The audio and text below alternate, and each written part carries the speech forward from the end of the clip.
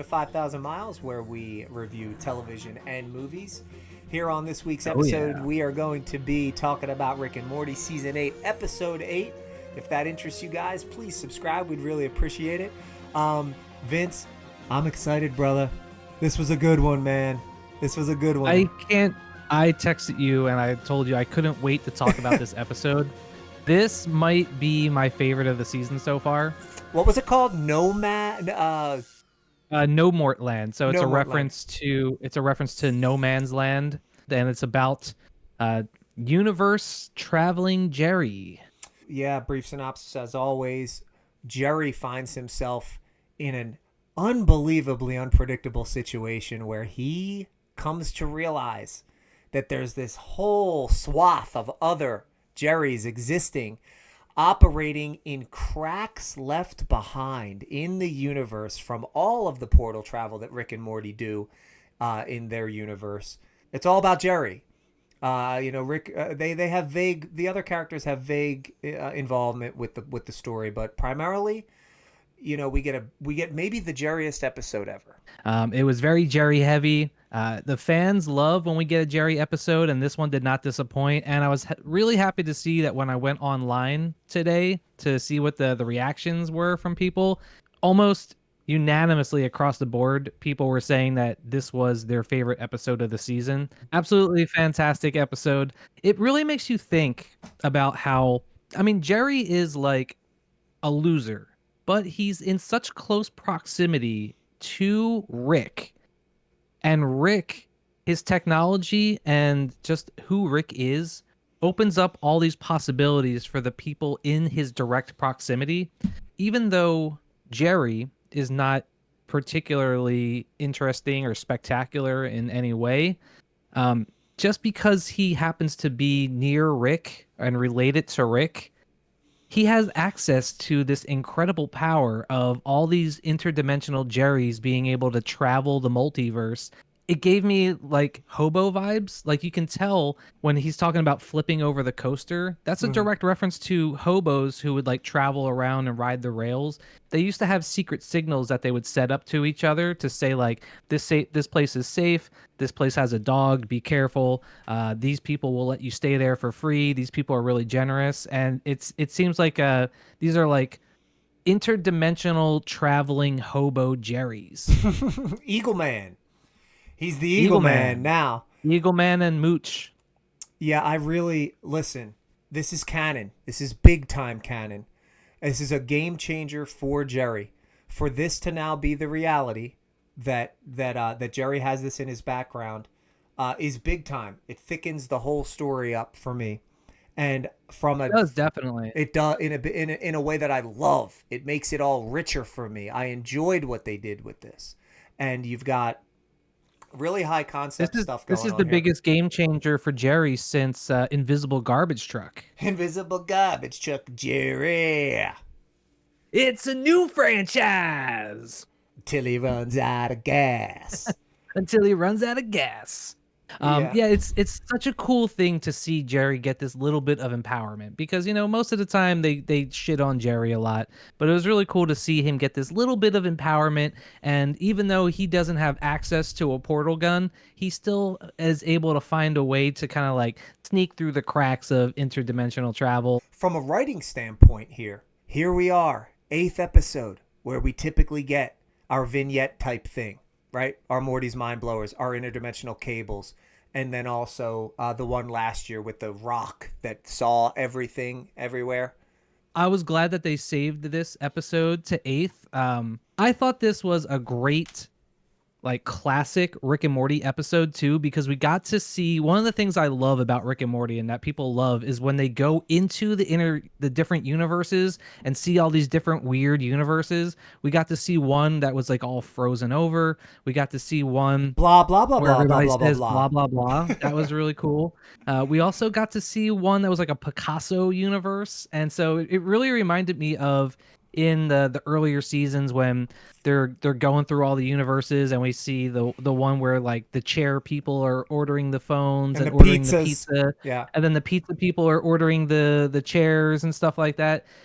It's really cool to see them explore the goofy side of interdimensions. And it was just really fun to see all these goofy Jerrys running through all these different dimensions. And I really liked like the Jimmy Buffett Rick. Jerry!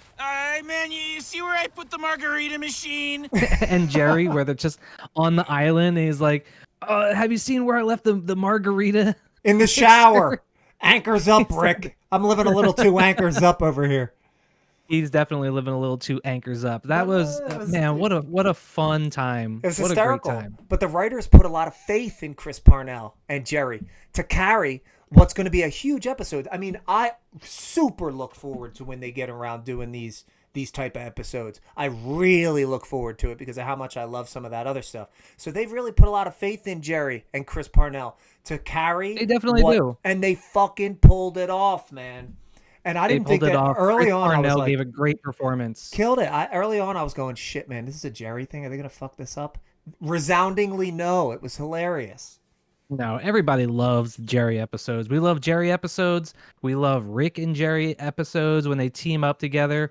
I liked after Jerry got divorced, when he was banging that alien chick for a little while. You know, it's always nice to see Jerry get a win every once in a while. Or when Space Beth came out, he was talking about in this episode how he got turned into a bug, but then he turned back into a person, and he was having a three-way with his wife and Space Beth. Like it was really cool to see Jerry kind of have a little bit of pride in himself and kind of take a step back and look at it and be like, you know what, I might be kind of pathetic, but my life is pretty cool, and I have gotten to see some pretty cool things, you know. I mean, I'm not actually from the dimension you found me in. My whole family jumped together, and then when the space version of my wife showed up, I thought she'd hate me, and she did. But then I turned into a bug, and we all had sex. Eagle, man!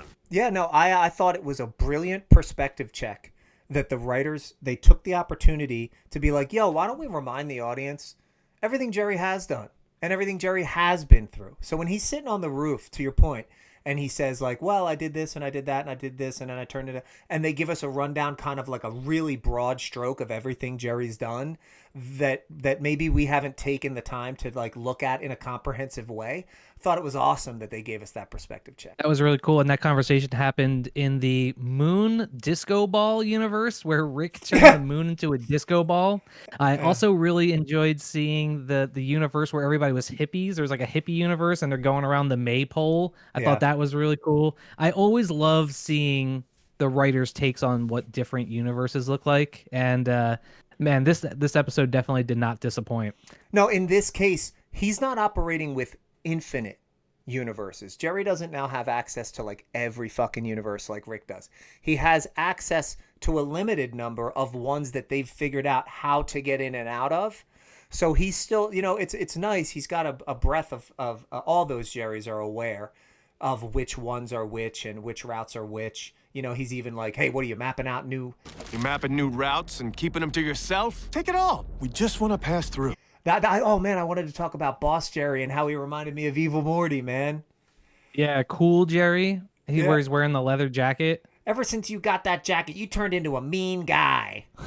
You're fucking useless. You know that? Ow! That cool jacket changed you, Jerry. You're a mean guy now, and you pull me out of my chairs too much.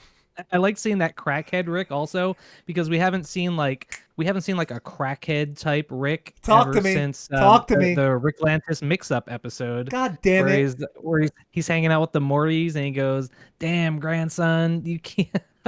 I'll keep cooking up that portal fluid for you. That was my trivia question for you. If you were going to remember the last time we saw a drug addict Rick, you beat me to it. I love the joke about Jerry trying to make small talk with Rick, and then Rick is so mad that he tried to make small talk with him. Jerry, I'm still angry at you for talking to me. Ah! You You promise you'll get me home? Yeah. And I hate he's you just- for talking to me. he's He's just- like yelling up through the He's ground. He's like, I'm still mad at you for talking to me. but that was actually the Funny. linchpin that got Jerry to be like, all right, fuck it, let's go. Yeah, and then it was cool to see them share a common interest. They were watching a show called Naked and Alone, which is a combination of two different survival reality television shows, Naked and Afraid and The Show Alone. And The Show Alone, I love that show. I've been on board with Alone since season 1. I've never missed an episode. I think it's the best reality television show in the history of television, and I think that maybe It's fantastic. we might want to consider reviewing it when the next season comes out, because I fucking love it. And if people don't know how good it is and they accidentally chalk it up to being a reality show, they're missing out. So we'll talk about that. It's when the real season comes deal. out. It It's really not. It's not like a cheesy, like they're making stuff up. It's the real deal. Reality show. It's unbelievable. And when you get to the end of the winter, like, you're not human if you don't tear up. When they accomplish that and win in that show, it's really something to be It's amazing. to marvel at. But anyways, Let's get back to Rick and Morty. back to Rick and Morty. I loved the chase scene where they're all chasing them, and I love the song that they used for the initial montage where Jerry and going through the different realities, and they go into like the yarn universe, and they go into all these different universes. They're playing the song "Send Me on My Way" by Rusted Roots. Yeah. And I think they could not have picked a better song. Perfectly encapsulates that corny early 90s faux hippie backpacker aesthetic. And I think that perfectly sums up what Mooch Jerry and our Jerry are like both kind of trying to pull off. Yeah. I thought it was so funny. And by the way, Rusted Root from Pittsburgh. I thought I knew they were Pennsylvania. I didn't know exactly where. Yeah, but they're hell from yeah. Pennsylvania. They're from Pittsburgh. I know that they sound like they're some like pan flute band from like Argentina or something like that, Yeah. or Peru, but they're actually just a bunch of crusty hippie dudes from Pittsburgh, Pennsylvania. Oh, no doubt about it. And they use it twice in the episode just to really drive the point Yeah. home, which I thought was cool. It was funny when they're getting chased. We get a faster version of the song because it's Yeah. a little bit more frantic and they're being Right. chased around, and it was almost a little bit like farcical at the end when all the Jerrys are chasing them around the island and everything. I loved when Jerry is laying in the water.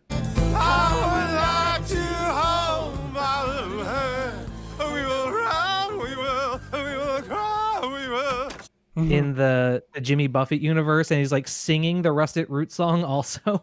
For sure. And then they're like, he didn't recognize you. He's like, well, if he did, he didn't care. Fuck him. He's drunk. Yeah, exactly. He's drunk. Yeah. Rick's addictions were showing up all over this episode. And as much as I loved the episode and loved Jerry, I loved what Jerry pulled off, I missed Rick and Morty a little bit this week. I missed them, just generally I speaking. mean, we always miss Rick and Morty Yeah. when they're not around, but it's always good to expand the universe a little bit, and it's always good to take time away. It's been a well-rounded season. Couple things from the episode to point out. Standalone type stuff. We get the goat clip from the credits. Loved to see how it was. This was only the second time Yeah. this season that we've seen a clip in the show that was from the credits. We actually mentioned that in our second episode that we put out. And so it was cool to see that. It was cool to see the two little Jerrys peeking out of the crack and see what was going on just there. wondering how they got down there. Meanwhile, they're riding around on that rat. Totally reminded me of Solar Opposites. Remember when that in the sad episode where the big hamster like kind of dies and gets drowned in Solar Opposites? Like it reminded me of that. For whatever that's Another worth. Justin Roiland show. Yeah. We also get to see Rick in the garage by himself disposing of another life form. Remember a couple weeks ago when I pointed out how he was pouring that purple blob down the drain? Yeah. Now in this episode, he's stuffing a frozen bug in an ice block into the freezer. So Freezer, and it's so funny that he's mad at Jerry also just because Jerry's using his own freezer. Your frozen dumplings are still in there, Jerry. There's limited space in there, Jerry. We all live here together. Hey, look at me when I'm talking to you. Like Yeah. Rick Rick could just teleport to some dimension that's like an ice dimension and easily freeze that thing, but he's like reprimanding Jerry for taking up freezer space because he's got to put this frozen bug in the freezer. I liked seeing the list of the blacklisted Jerrys, and one of the blacklisted Jerrys was a character named Luffy from the anime One Piece. So if you guys if you didn't catch that, he's got the straw hat with the red stripe. That's a reference for all you One Piece fans out there. Did you put that in the short? I did put that in the short. If you guys don't remember, every week we release a short with the top 10 Easter eggs from Rick and Morty. So you'll find that on the channel. Go check that out real quick. Put it up on the screen right here. Yeah. I also liked, if you remember a couple weeks ago when with the Beth episode, where the stakes in the episode, like when the moment comes in the episode where the stakes truly get raised all the way. And a couple weeks ago, I said when the two little Beths smashed the machine and made it so that they couldn't reverse their age, it was like, oh shit, how are they going to get out of this? Yeah. Well, in this episode, when they get trapped out of the locker into Mooch's universe, and he's like, fuck, we can't get back. It's a very similar feeling, and I love when Rick and Morty takes you to that place where you know they're going to get back, but you're looking at the story as it's currently at that point in the episode, and you're going, I don't know how they're going to get out of this. Yeah. Or worst case scenario, they would have had to stay with Gene for a week, which I would stay with Gene for a week. Go get some hot cocoa, read a little Twilight. I loved just Gene being mentioned again was great. I really like the fact that Jerry doesn't know his universe because, like, we know that originally Rick was like Rick C-137, but all we know is that they're in the Parmesan universe. And honestly, I feel like Rick, smartest guy in the universe, he could have easily like looked up and saw what universe they say Parmesan, right. But he just like didn't even want to be bothered and was just like, get out of my universe. Leave my reality. Get out of my reality. But and them bringing up Parmesan again, I loved. Just hearing them say Parmesan again made me fucking laugh. Hearing them say Parmesan was funny, and I absolutely loved the fact that this whole thing was orchestrated by Mooch Jerry just because he didn't want to go confront his family that he ran away from. We find out when he goes back that Beth, of course, is married to Paul Fleischman. You know, multiple timelines. Sometimes Beth remarries. Paul Fleischman, great guy. Also, he's more than willing to take Jerry in and try to help him get back. And he sticks up for Jerry. And it's like, hey, Jerry's trying to apologize. You gotta love Paul Fleischman. He's such a great guy. Yeah. He's like, don't pile on. He's trying to apologize. Paul Fleischman's a great guy.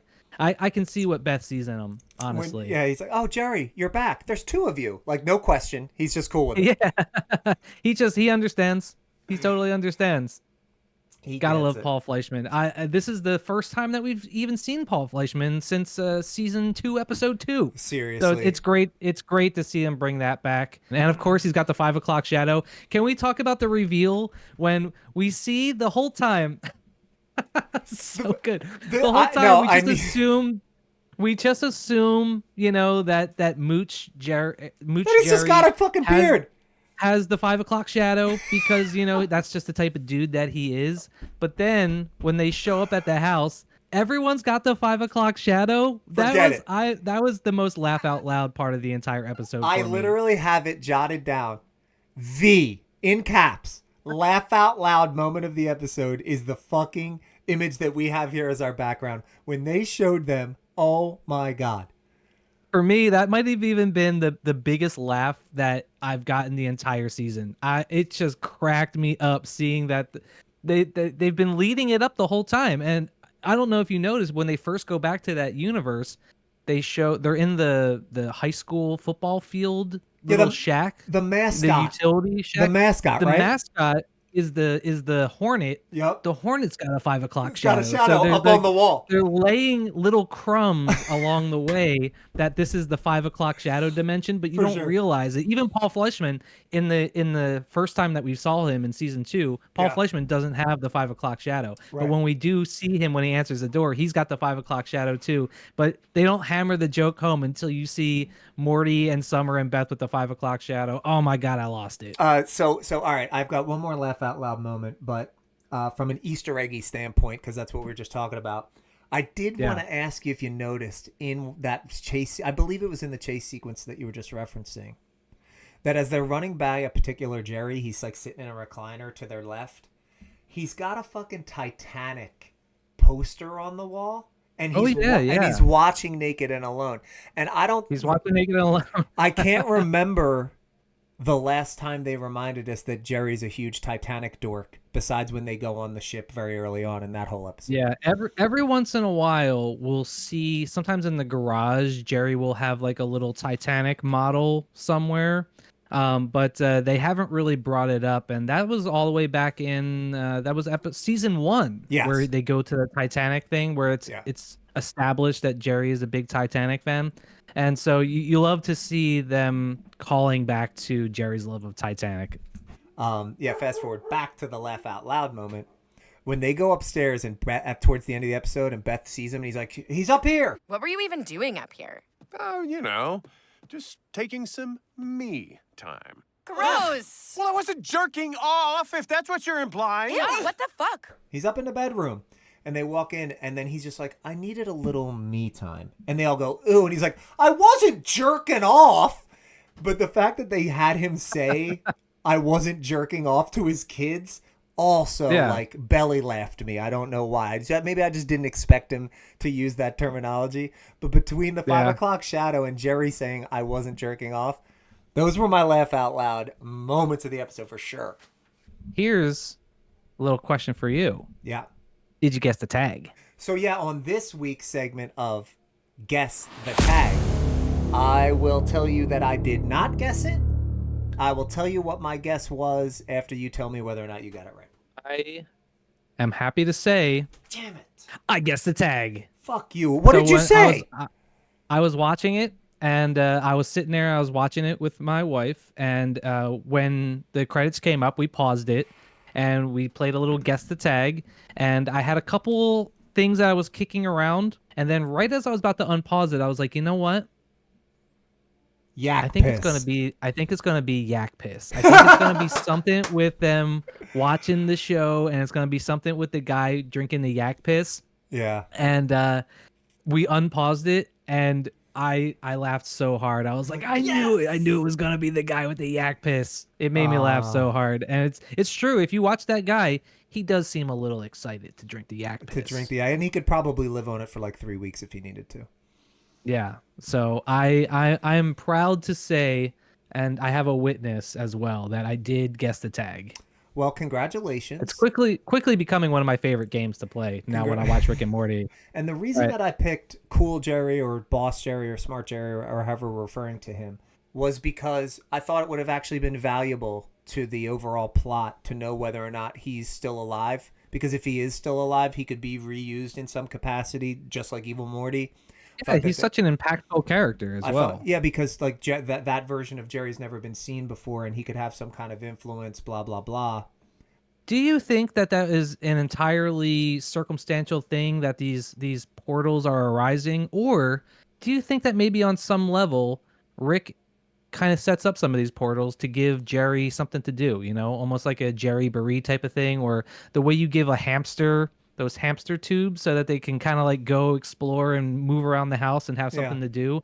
Is this sort of like a safe way of giving Jerry a little bit of something to do, but without giving him full access to the portals? Well, my answer to that would be, and I'm glad you brought it up because this is the last point I wanted to touch on, how the episode ended with the coaster thing. What do you think was going on there with that last scene? Rick is aware that there are these cracks that are left behind. 100%. And when he comes up and says to him, you know what, it's probably good for a guy like you, he sniffed out. They didn't allow Jerry to have anything on Rick intellectually or conceptually. He came back in, he scares him, he intimidates him, and he makes him change his mind about letting other Jerrys feel like it's going to be safe to come in that house. A guy like you might be good for you.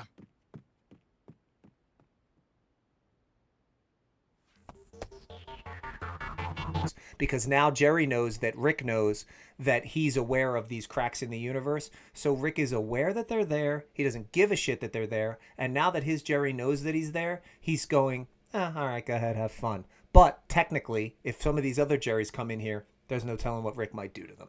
And I think that was sort of Rick's way of saying, I don't think he was messing with Jerry. I No. think that was sort of Rick's way of saying, like, hey, you know what? You're a big boy now. And I think that doing a little bit of multiverse exploration might be good for Jerry, especially in the situation that he's in right now and the type of guy that he is.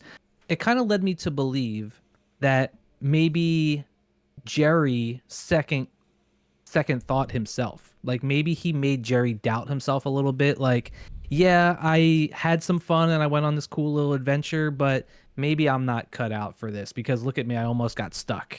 And I think it was really cool, actually, that they didn't let Jerry have that on Rick. Rick is the genius, and he always needs to stay one step ahead of everybody. It was just their way of knowing, of letting us know that Rick knows what's going on. This shit, nothing's Rick always happening. knows. Nothing's happening that Rick doesn't understand. No, especially a Jerry. You think a Jerry's gonna sneak No. something past a Rick? Not happening. And I wouldn't have liked it if they did. So I thought it was a perfect exclamation point to put in the episode. The little way that they interacted there at the end, it put the bow on it for me. Absolutely fantastic episode. So Right. Yeah, hands down, one of my favorites of the season.